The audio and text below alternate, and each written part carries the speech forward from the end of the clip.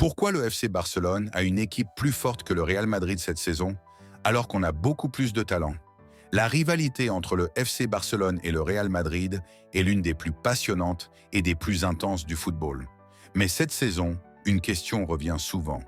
Comment le Barça, composé avec la plupart des jeunes de la Masia, parvient-il à être plus fort que le Real Madrid composé de beaucoup de talent? Pendant que le Real Madrid aligne des joueurs individuels classés parmi les meilleurs au monde, l'équipe est fébrile sur le terrain et ne peut pas libérer son potentiel. Selon notre observation, la réponse à ce problème réside dans la philosophie de jeu et la cohésion d'équipe, deux éléments qui font toute la différence sur le terrain. Depuis l'arrivée de Hansi Flick à la tête du FC Barcelone, le club catalan a mis en place un système de jeu clair, fluide et bien défini. Chaque match du Barça est un spectacle où les joueurs évoluent en parfaite harmonie, comme les pièces d'un puzzle qui s'emboîtent à la perfection. Ce qui frappe, c'est l'importance de chaque membre de l'effectif, titulaire comme remplaçant.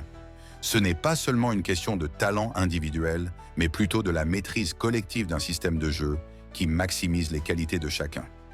Le Barça, c'est l'illustration parfaite du « le tout est plus grand que la somme des parties ». En revanche, du côté du Real Madrid, la situation est bien différente.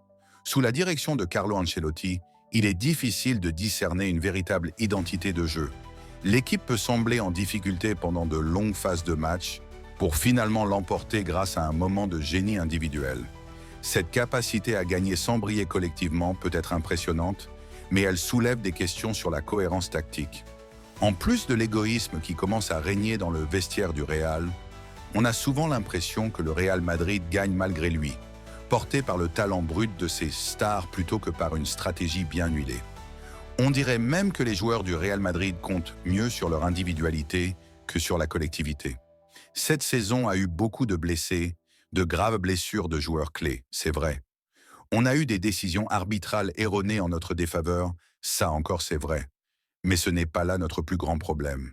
Si le Real Madrid parvient souvent à aller loin dans les compétitions, c'est en grande partie grâce à l'aura et au prestige du club, qui intimide les adversaires.